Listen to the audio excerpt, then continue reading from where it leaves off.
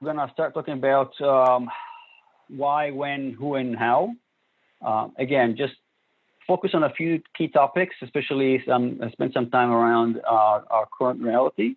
But let's make sure that it's interactive and feel free to ask questions as we go along. And we can also have some questions at the end, but let's kind of keep it as a conversation. So why invest in CS? And I'm kind of really starting from the basics. So what are the benefits that you can expect from a well-built and organized customer success organization? For one, if you think about it, the revenue that you acquire, whether it's renewal or expansions, will be much easier to acquire once you have customers, once you have a customer success. So landing new customers is hard. We all know that. Anything from multiple meetings, you got an account executive, you got sales engineers, you involve engineering, you need to do all kinds of loops in the air to make the customer happy and feel confident to sign a deal with you. You got, dinners and whatnot. So landing new customers is expensive, but once they're in, getting them to renew is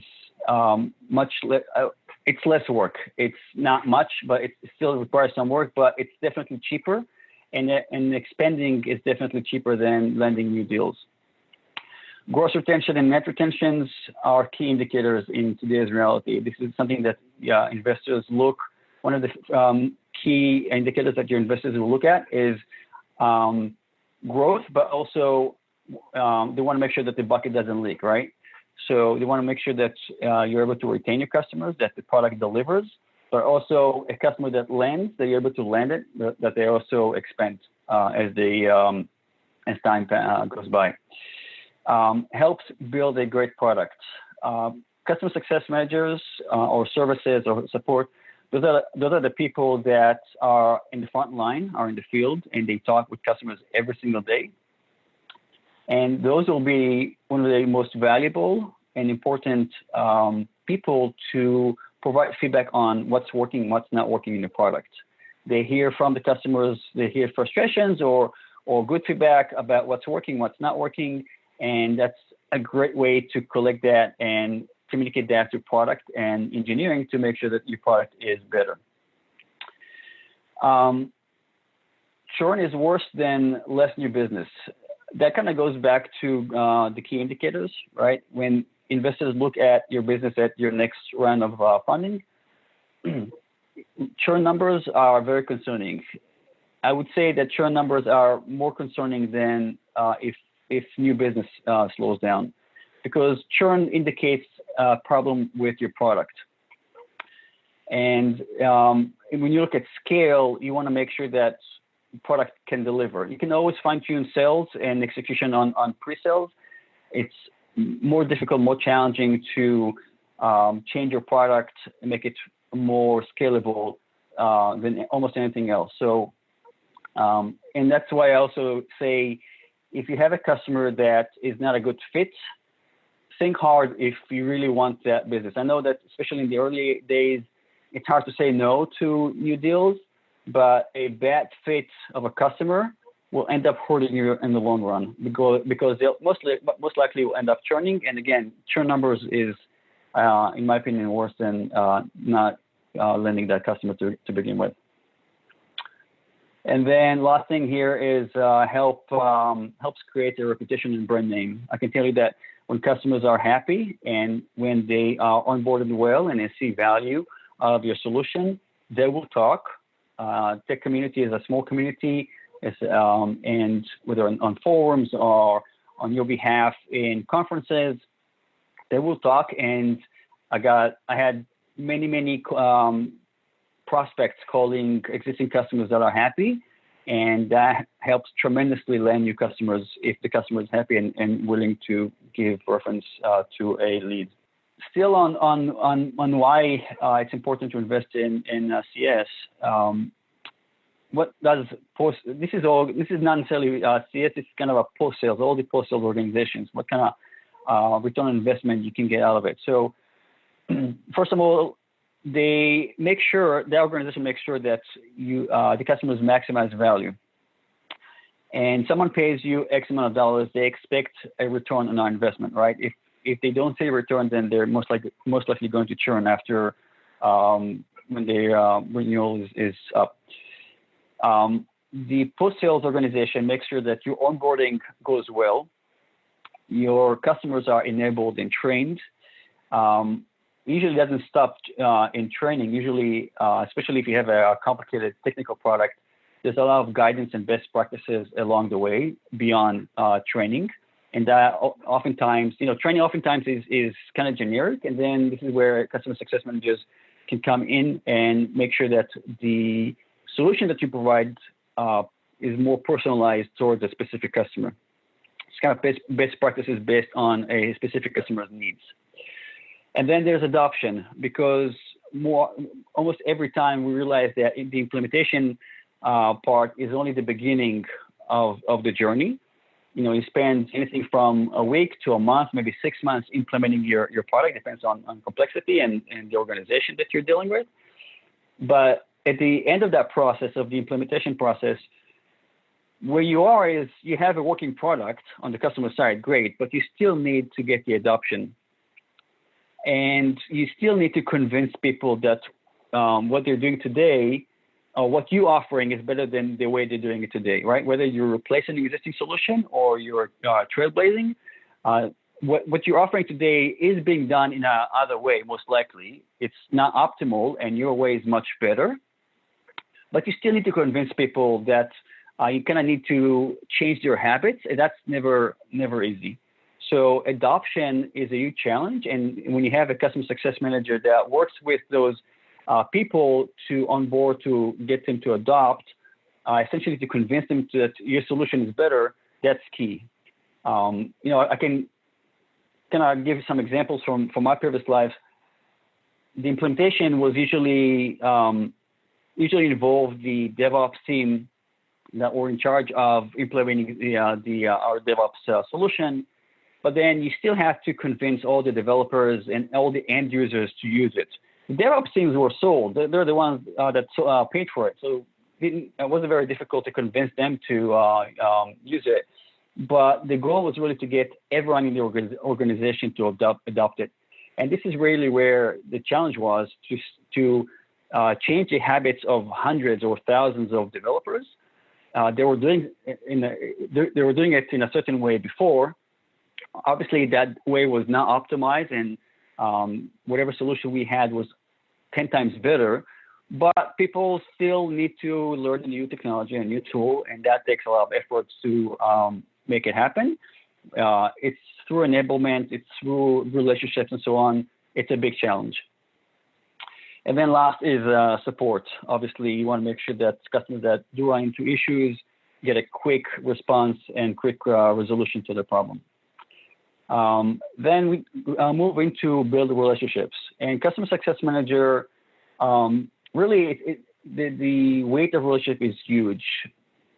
All of you are somewhere in early stages, so that means that your products most likely are not fully stable or mature. That goes with territory of being a startup.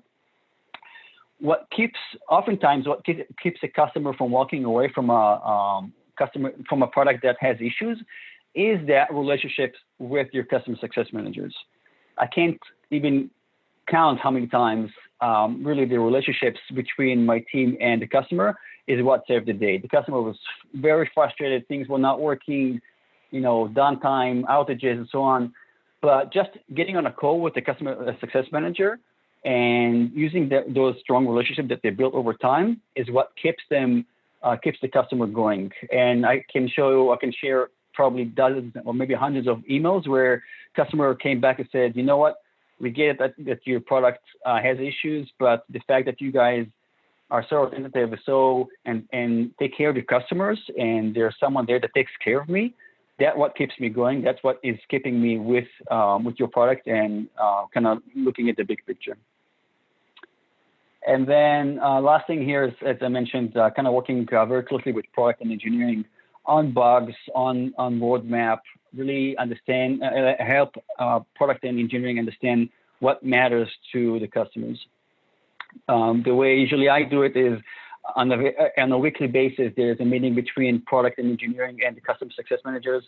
And we can spend time talking about the requests that's coming from customers, but also oftentimes just spend time where engineering and product ask the CSMs, hey, tell us, what do you hear from the field? What do the customers think about that new feature that we just released? What's the feedback? What's the feel on the coming from the field?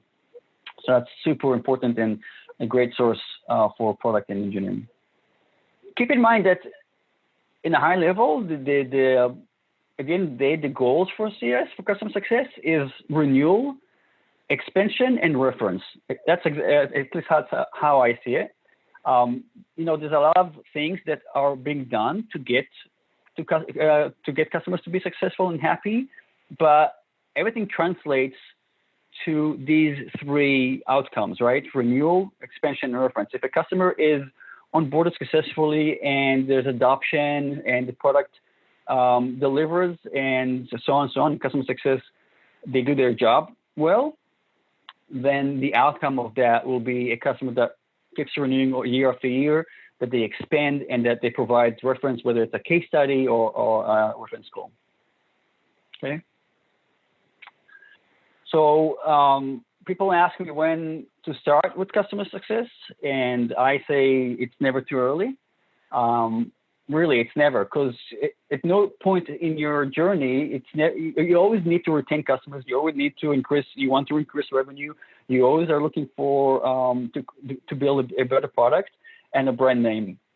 So it's really never early from day one. And every company I joined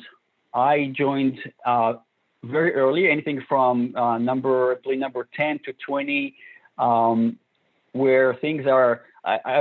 With Harness, I joined when we didn't have a single customer yet, because we wanted to be ready. The customers we're about to land customers, and we want to make sure that we're ready. Everything is ready, so that we don't give those first few customers a bad experience. Just if you think about it from the customer perspective, they're making a gamble. They're taking a chance, paying a brand new product and company money to use your services.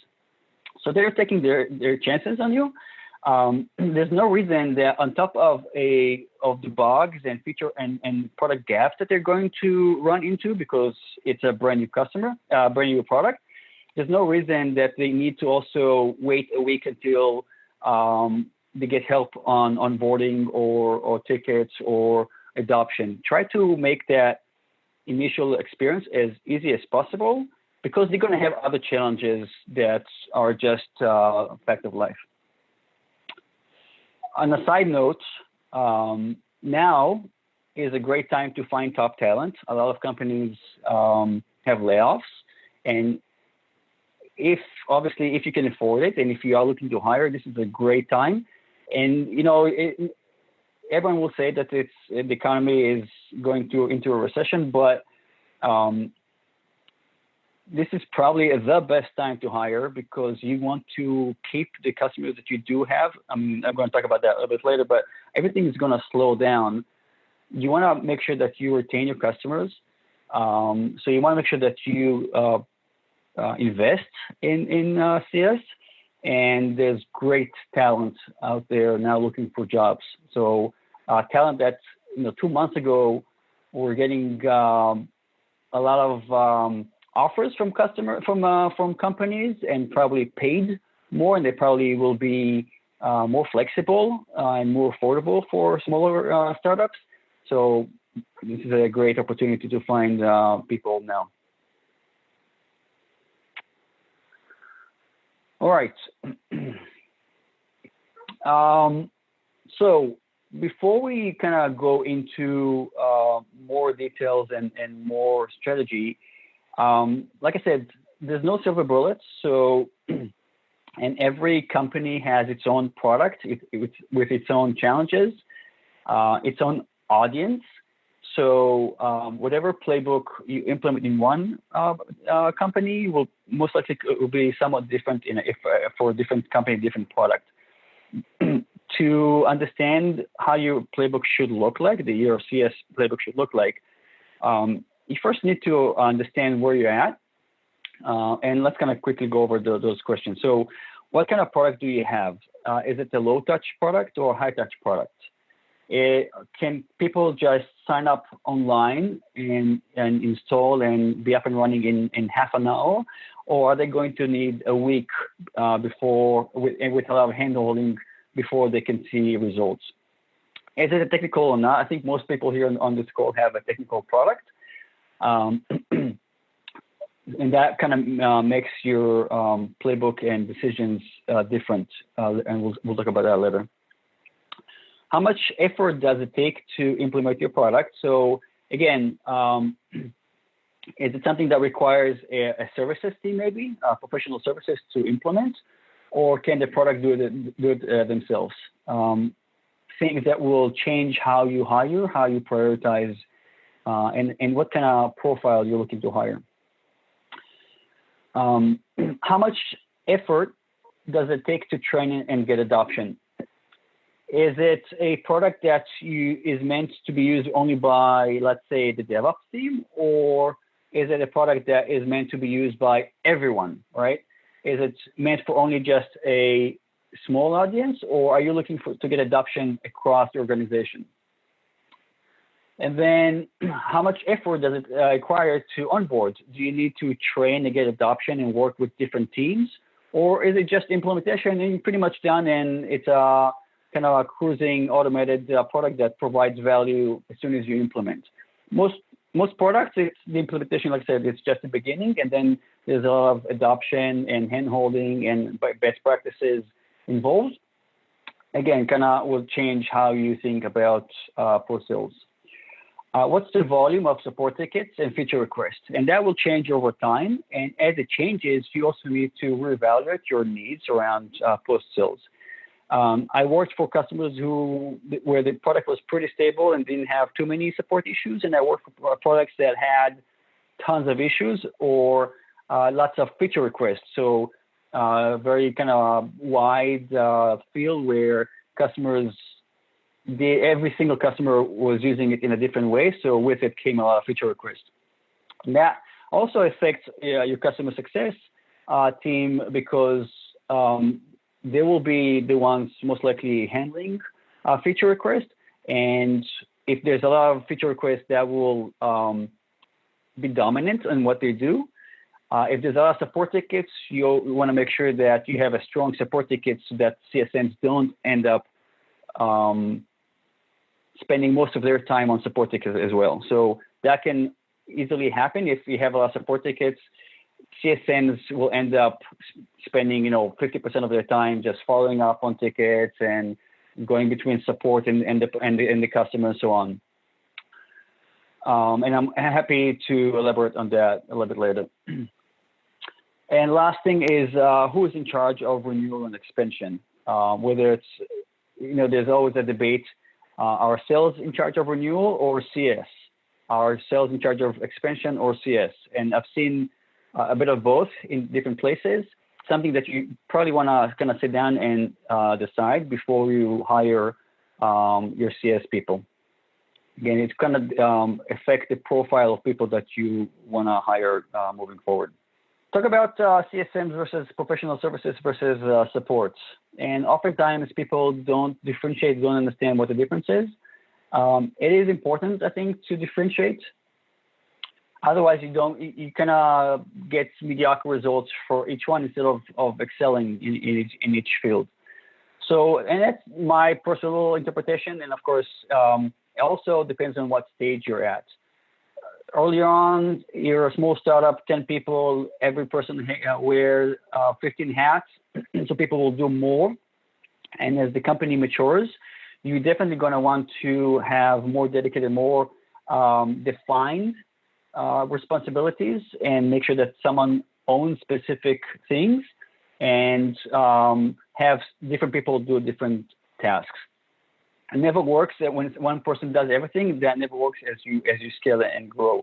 It works only during the early stages. So CSMs, early on, they can do onboarding. Again, it kind of goes back to, is your product technical and complicated? If it is, then you probably want to hire professional services early on or earlier, because you don't want CSMs to spend most of the time just trying to deal with complicated onboarding. If your onboarding is not complicated, then CSM can do it. If it is complicated, I recommend having a dedicated PS person kind of leading the onboarding. Enablement and training, same thing. Early on, CSMs can do it. It also depends on how complicated, how technical your product is. If it's not complicated or not technical, CSMs can do training. If it is complicated, it is technical, then I recommend having a dedicated training person do it, or maybe even the services team do the training. It depends on the skill level required to do training or onboarding, right? Adoption is definitely what CSMs should be doing. And that's, again, kind of post-implementation stage, working with the different teams to get them to onboard into your tool, into your solution, make sure that they follow best practices and so on. And that they kind of spread the word, help with sales to look for new opportunities, upsell and cross-sell inside the organization. Technical account management, it's basically making sure that they kind of being the main point of contact for the customer, making sure that the customer has, if the customer has a support ticket that was not triaged or not handled, then the CSM should be the one that the customer goes to and complains, kind of making it a single throat to choke. But also the person that will look in sales if needed. So kind of being the quarterback for the customer. And then renewal, again, if you do decide that CSMs handle renewal, and that's what I recommend, that falls on their plate. Professional services should mostly focus around onboarding if it's a complicated technical product. Onboarding is probably, in my opinion, the most important stage that a customer goes through. If you mess up onboarding, it's going to be very difficult to recover from a bad onboarding. So you definitely want to make sure that onboarding is done well and fast.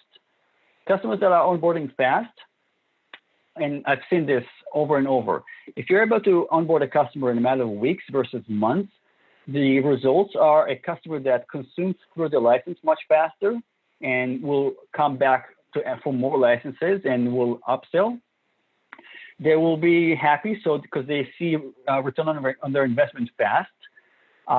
Instead of seeing return on investment in 9 months, if they can see it in 3 weeks, that is great. That is amazing. And that will go a long way in renewal, in expansion, and reference. And if they're onboarding fast, they are more likely to give you case studies fast. And case studies is super important as you grow and want to land more customers, especially when you're early stage. Your prospects are going to want to see who else is using this, right? They want to be confident that other people are using it and are happy with it. And if you invest in good onboarding and get them onboarded fast, and they give case studies fast, and they say, I was able to get a return on my investment, 10-time return on my investment within a month, that's a no-brainer to any prospect. So to summarize, onboarding is super, super important. PS can also do enablement and training. Again, depends on what stage and depends on the product. Early on, if it's a complicated product, they can do training for customers. Oftentimes, especially if it's an admin training, then you can use the higher level skill set that PS have to do more advanced training. And of course, ad hoc professional services. That's probably a topic for another day, how you sell professional services. It's again, complicated. I typically just give you a quick overview, but I typically try to avoid ad hoc professional services because usually it involves an SOW, a scope of work, and deliverables, and it's it's very time consuming. You want to avoid it if you can. There are ways to avoid it, but almost every company at some point will run into a customer that says, hey, I need help with something very specific. So that need might come up at some point. And then support tickets. This is more reactive, of course, but support can also help you build your knowledge base, right? And also can help build training. So they definitely have an important role in the post-sales. What I would strongly recommend, and I can't emphasize how strongly I recommend that, is don't compromise on your first hire. I know you probably have a limited budget and you probably want to find someone that is affordable just so that you can put a body on this thing and have someone work with customers and take it off your plate or someone else's plate. If you hire someone that is inexperienced just because they are more affordable, you'll end up most likely paying for it later on, because whatever processes you put in place may or may not be the best ones as you grow. If you hire someone who is not experienced, then most likely, obviously there are exceptions, they're gonna try to solve the current problem instead of thinking 6, 12, 18 months ahead. So I would strongly recommend splurging a little bit and investing in bringing someone who is more senior and more experienced. That will pay huge dividends as you grow. Putting good foundations and processes in place early on is key. And I can pretty much guarantee that if you don't, you will have to do it later on, but it will be much more painful doing it later.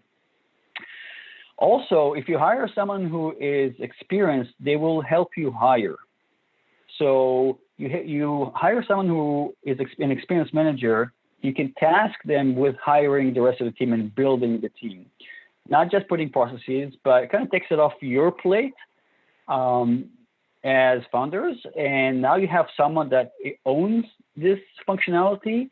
You can hold them accountable, not just to customer success metrics, but also hiring schedule and making sure that you have enough headcount to deal with customers and with new customers.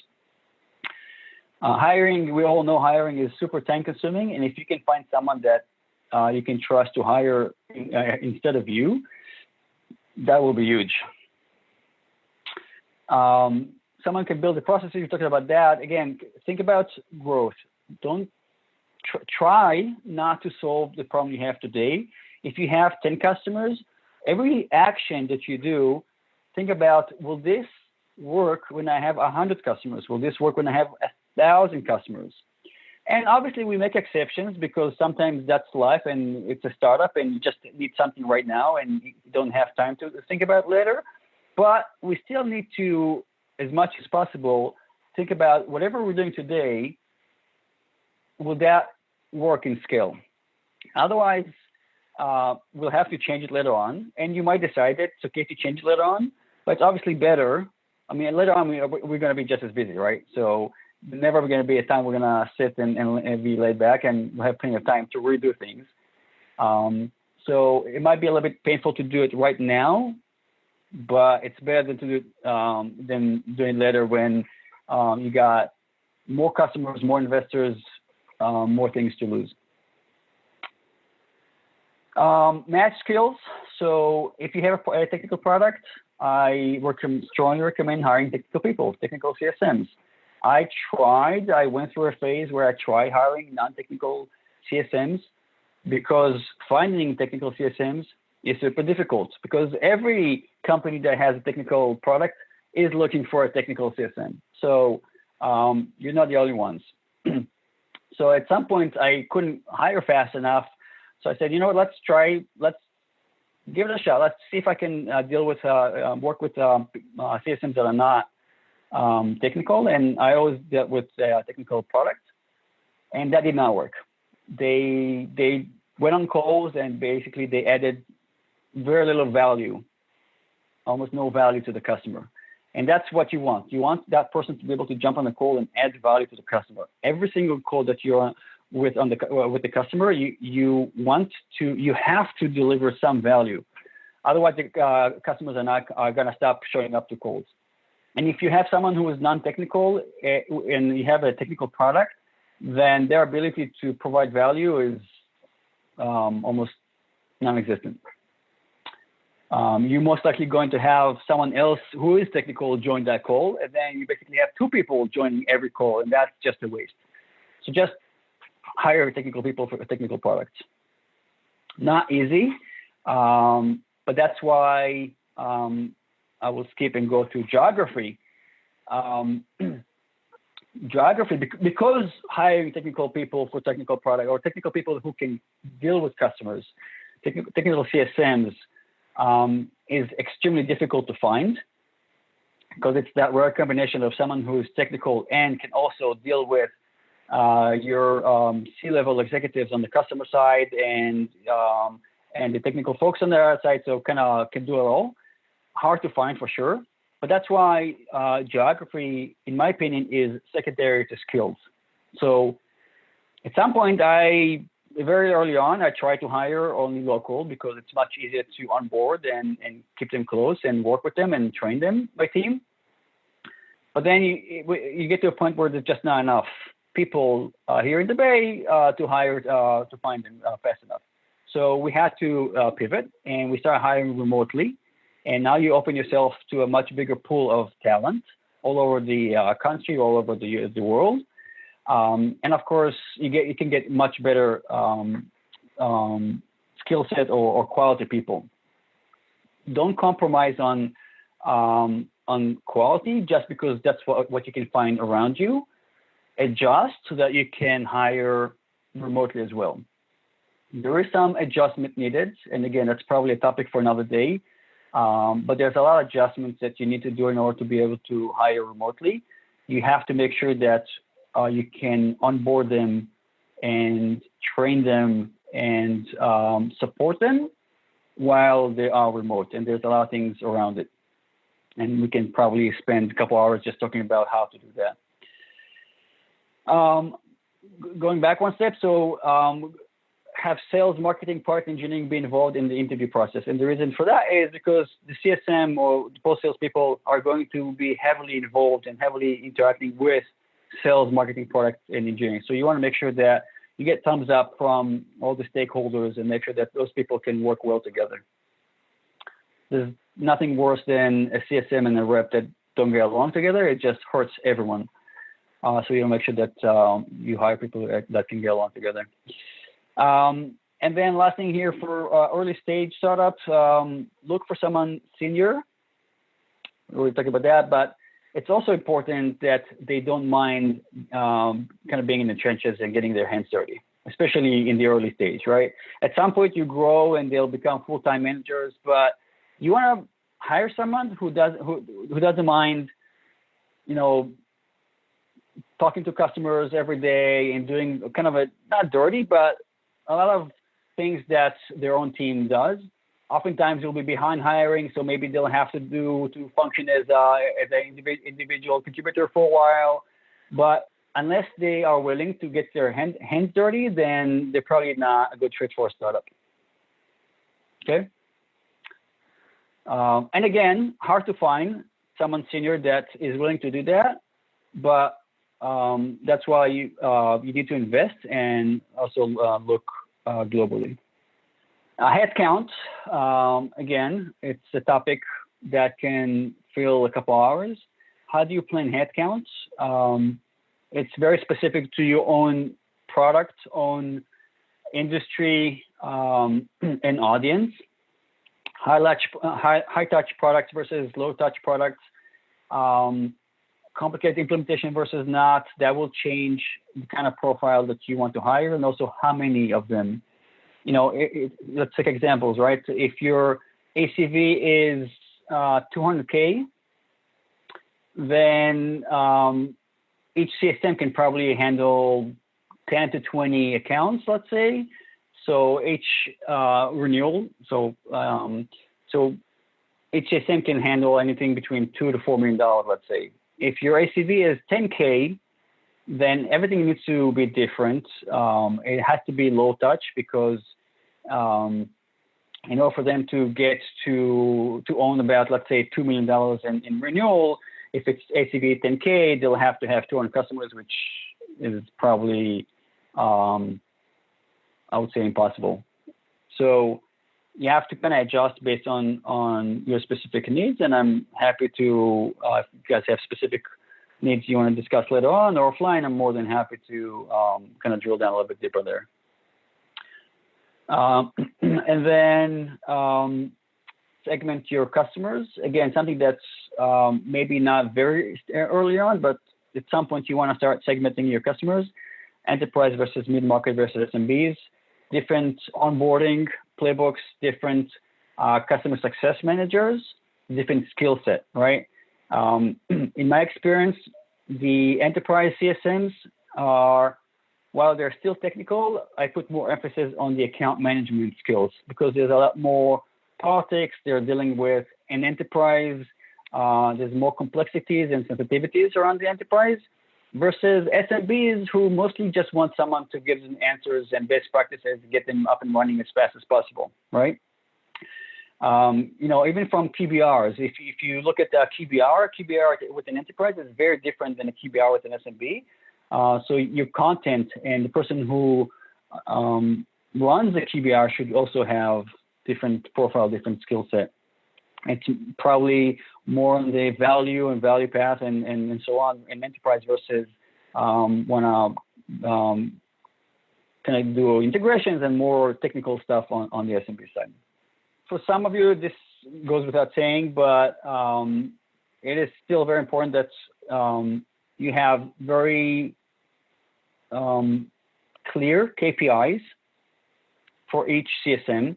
Usually what I do is we'll talk about that in a second, but I have a good chunk of their OTE, usually about 20%, be attached to KPIs. So your KPIs need to match your business goals, your company's goals. And those are renewal, expansion, like I said, onboarding, making sure that onboarding is done fast and well. And you want to comp your CSMs based on those goals, right? You want to make sure that, for example, has scored or usage. If you care about license utilizations, which you probably all do, then make that a KPI. And make, an example of a KPI can be every customer should be at 50% license utilization after 3 months, for example, right? Or 6 months or 2 weeks. I don't know, it depends on your specific needs. But that's something that, think about what goals do you want to have for your post-sales. You want good renewal, you want expansion, you want fast onboarding, you want good utilization of license, maybe other types of usage. Maybe you want them to use all the entire product. Maybe you want them to be referenceable customers. So maybe include case studies as a KPI. And of course, it's also the NPS, CSAT, and so on. I'm not a huge believer in NPS and CSAT, but again, a topic for another day. I think there are stronger KPIs that you can use that align better with your business goals. A couple of examples. I kind of mentioned that quickly. So usually I try to keep 20% of OT is KPI-based variables. So for example, X% of their variable is affected by renewal, Y% is by expansion, another percentage is affected by health score, and so on. Here's a small trick that I do that works really well for me. I include accelerators, just like sales have their accelerators and they can exceed their OTE if they exceed their sales quota. I do the same thing with CSMs. And here's why. What ends up happening is CSMs were in charge of renewals, but also as a strong KPI, I included expansion because expansion is an outcome, is a byproduct of a healthy, successful customer, and CSMs should also be measured by that. There's a caveat there, though, because expansion was handled by sales, not by CSMs. So basically what I ask my CSMs is to be measured by something that is not entirely in their control, which is not entirely fair. It is partially in their control because no customer that is unsuccessful will be expanding. Most likely, if they're unsuccessful, they will not expand. So making them successful is key. So in that sense, they are in charge of that.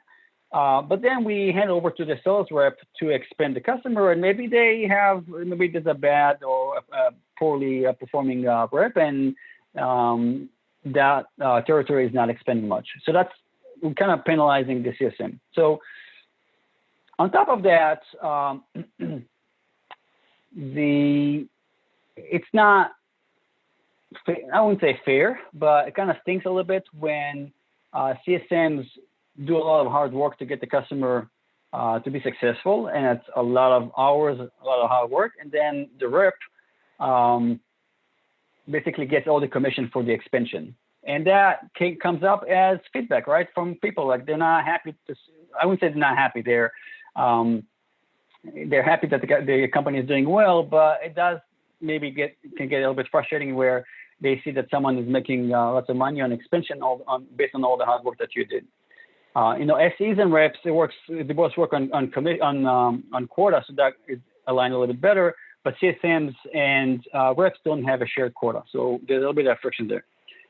Long story short, what I did there is I said each CSM is expected to have, let's choose a number, 5% of their book of business. Let's say they own $2 million of renewal. And then out of that, I want, let's say, 5% of their book of business to expand every quarter. So let's say 100K. So if you own $2 million of renewal, I want your customers to expand at least 100K every quarter. Okay, so that's kind of your KPI. In order to reach your, let's say, 20% of your variable, you have to have at least 100K of expansion of your book of business. But if your customers, if your accounts expand above and beyond that, then I will compensate you above and beyond your OTE. I will, let's say, give you 5% of the expansion. So let's say one of the accounts expands from 100K and they expand to 500K. So they added 400K of expansion. You'll get a certain percentage. This is 5% here, as an example, is just a random number. It can be 1%, it can be 5%, whatever you guys choose. But the bottom line is, when a customer expands, the CSM also benefits from it, right? Probably makes sense to cap it because, you can have a small land by a bank that lands at 50K and then they have a $1 million expansion. So maybe it doesn't make sense to give them a 50K addition to their OTE. So maybe you want to cap it, but you do want to compensate them when their customers expand as well, okay? Above and beyond their OTE. It solves two problems. One, they're very happy to get compensated on their hard work, and they're definitely motivated to help sales expand their accounts. And they work very closely with the sales. Every time they smell some blood in the water, some opportunity for expansion, they will look in the sales rep, and there's a lot of motivation to expand.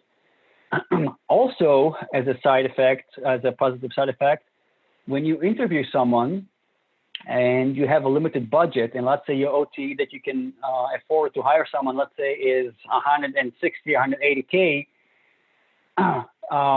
now you can raise that because they have the ability to accelerate or to get above and beyond their OTE. So you can say, yes, your OTE will be 180, but you can actually get to 200 if you outperform, if you hit those accelerators.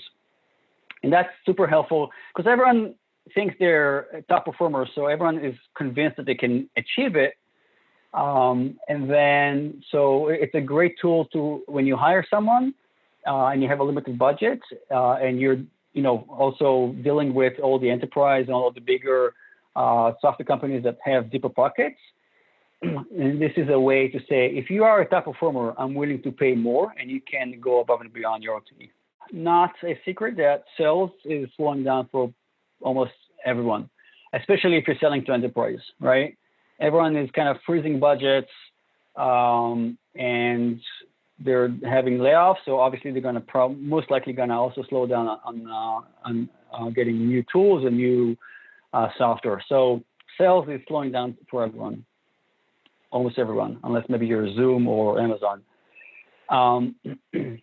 So this is a great time to kind of use whatever resources you do have and whatever time you have and focus on your customers. One way is, of course, increase that time and attention to focus on retention, upsell, and cross-sell, and kind of revisit all those high-risk accounts. I know how I feel. You're a startup. You got so many things on your plate. You have to prioritize your time. And oftentimes we say, you know what, this customer is struggling, but it's a smaller customer and I don't have time. I'm going to prioritize my time and focus on the bigger accounts and the growth of the company. And we may compromise and we probably spend less time with those struggling accounts because they're maybe smaller. But now things are different and everything is slowing down. That allows you to reallocate resources and time and revisit those customers. And even if they're small customers, it's still revenue. And right now, every dollar counts, right?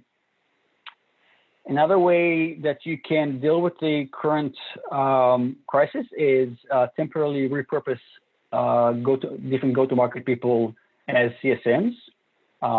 If needed, right? So if you had a hiring plan for CSMs to grow the team or build a new team, and you have a bunch of, let's say, SEs, I'm choosing SEs because it's a somewhat similar profile, then you can potentially repurpose SEs for 6 months until this storm is over, and have them deal with work with customers to onboard and so on. And then consider giving your customers additional products and licenses for free for a limited time. All right. If you feel like customers are, whether it's let's say the customer that is in the hotels industry, obviously they got hit hard. Be flexible. Hey, I know it's a hard time. Here's extra licenses for free. Don't worry about that. We want to support you guys. We want to make sure that you have everything you need. That goes a very long way, right? Help is mostly appreciated when you're in a rough spot. It serves a couple of purposes on your end. One, your help will be greatly appreciated in a difficult time. But also, you create stickiness, right? In a selfish point of view, you now give them more licenses, so more people will be exposed to your product. You increase the stickiness and adoption across the organization.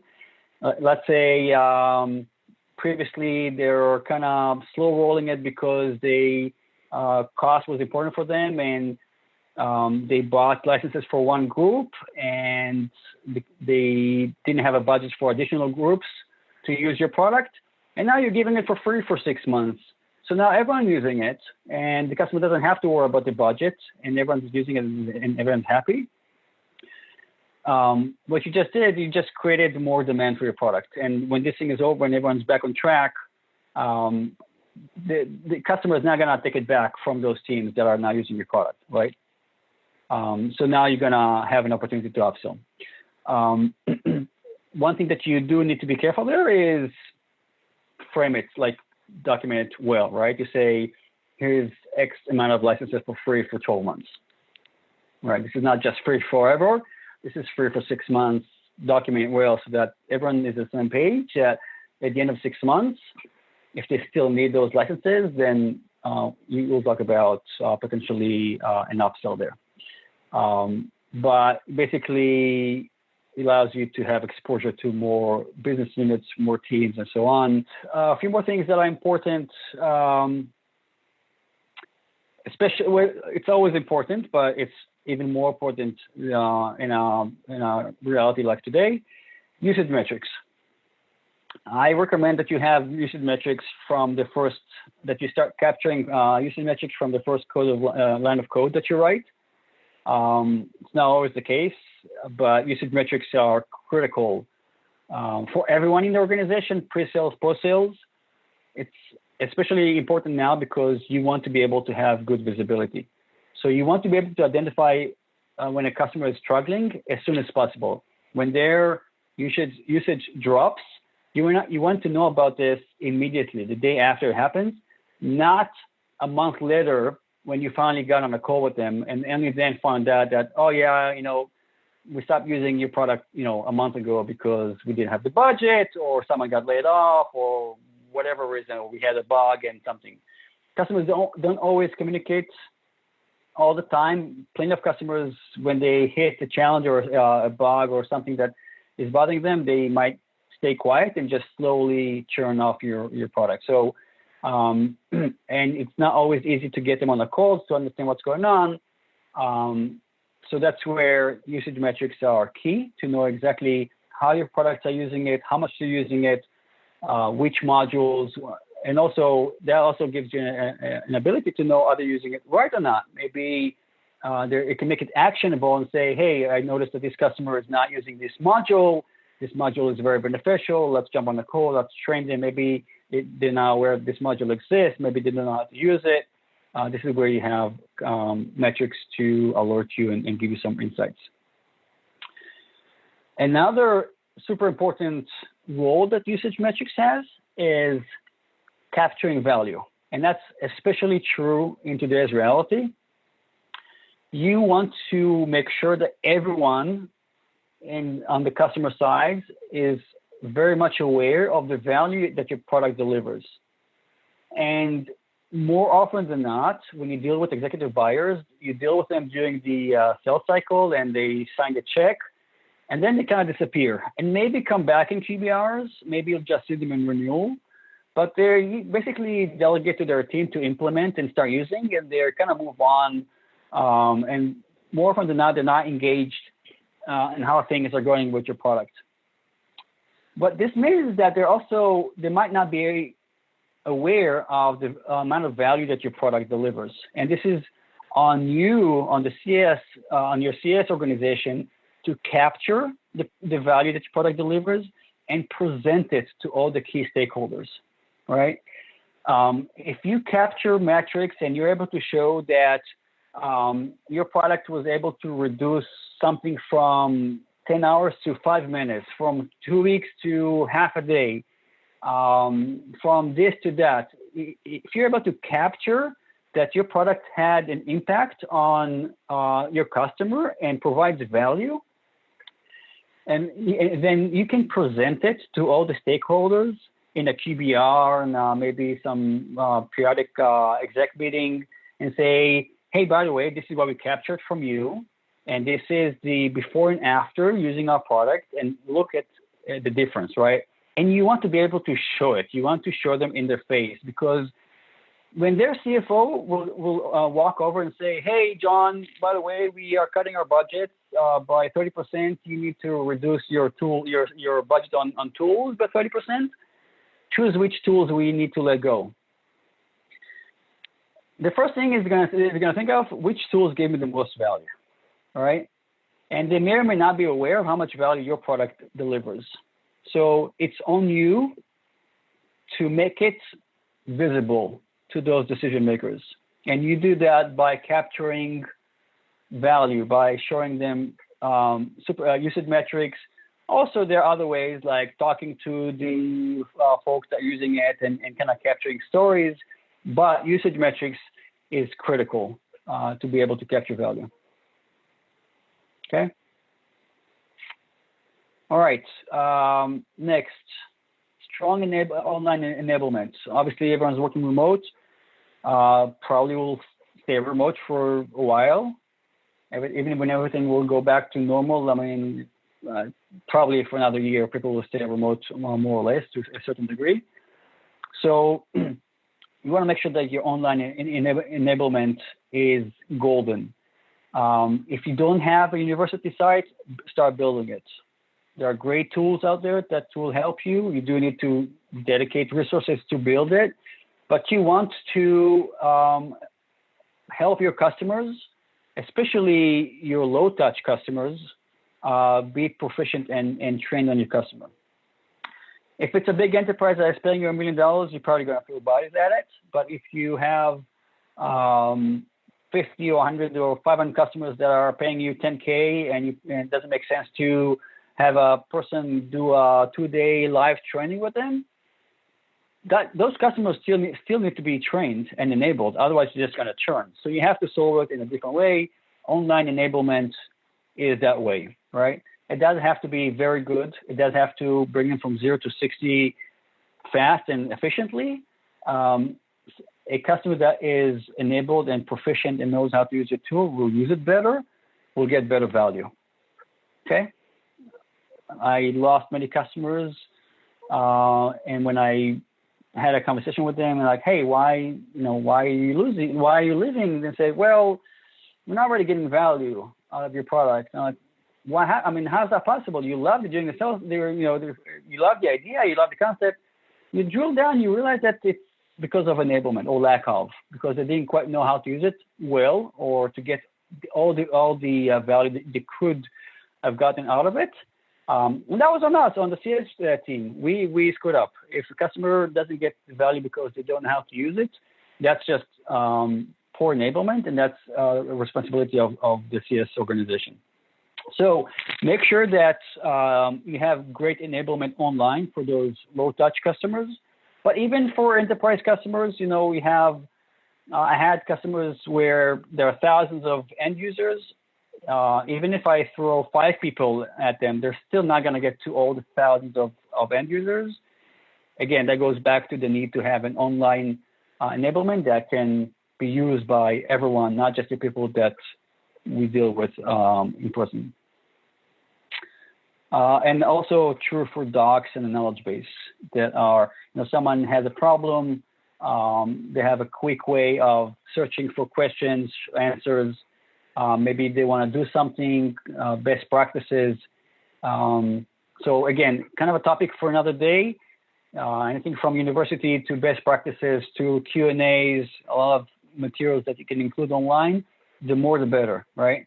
The more information you provide to customers that they consume independently, the better it is for you. You won't have to spend much human time supporting them. And in reality, also developers oftentimes they just prefer to do things themselves. So they kind of prefer to kick the tires before talking to anyone. A couple of kind of side notes that are worth mentioning. Video. When everyone's stuck at home, video is super important. Again, going back to the whole building relationships, right? Building relationships is critical and the key thing for CSMs now that we can't shake hands and take them out to dinner and talk about their kids and whatnot. It's much more challenging to create personal relationships. The closest thing to it is have a video conference, right? If you just stare at someone's name, it's very different than seeing their face, their expressions, and so on. So try to keep that personal touch as much as you can. Communication is more important than ever. If you don't have it yet, you can increase communication by Slack channels. That has some caveats. That has its own challenges that we can talk later. As you scale, working over Slack can become challenging. But if you're still early on, then Slack channels will be greatly appreciated if you provide that to customers. Easier way to communicate with you. If you don't want to do Slack channels, I recommend having an online chat that is available 24/7. Or again, depends on your customers, so that customers have questions, they're stuck somewhere. If you don't offer them an easy way to contact you, they will probably move on with their lives. Especially developers or technical people that are an impatient breed, so they get stuck, they don't have answers, they'll move on, and it's going to be very difficult to get them back. So, but if you have an online chat, they can, hey, how do I do this? And you provide an answer quickly. You gain their attention. They can continue working with you. So either online chat or Slack to make it easier. Last thing here is find ways to stand out, right? Everyone's struggling. Everyone is stressed. Every customer is looking at their vendors or hoping that the vendors are true partners. And this is, again, going back to relationship. If you develop strong relationships to the point where your customer considers you a partner, heck, I can pick up the phone and call almost every single executive buyer I ever dealt with. Almost every person, every customer I know, not just me, my entire team, right, knows like personal stuff on the customers and a lot of things because it's a relationship. It's more than just a customer-vendor relationship. It's a partnership. Especially when you're early on and you're a startup and you need their help building your company and product, right? So try to stand out and be that partner. And even simple things like sending swag to their home address to cheer them up, right, can make that difference. That's all I had for today. Hopefully I wasn't too much all over the place. There's just a lot of cover and kind of try to dump a lot of information. If there are any follow-up questions, please feel free to reach out. I'm more than happy to help.